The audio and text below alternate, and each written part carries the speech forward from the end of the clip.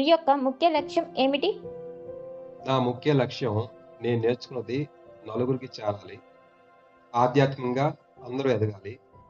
ఆరోగ్యపరంగా అందరూ బాగుండాలి. ఇది అందరికీ స్ప్రెడ్ అవ్వాలి.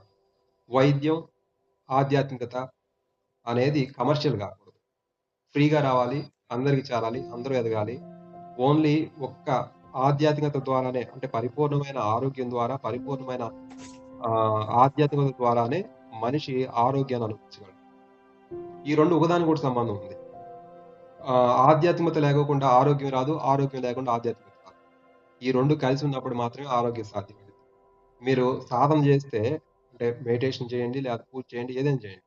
డోపమైన్ అనే హార్మోన్ ఉత్పత్తి అవ్వడం వలన మీకు ఆనందం పెరుగుతుంది. ఆనందం ఉన్నప్పుడే ఆరోగ్యం అనేది లభిస్తుంది.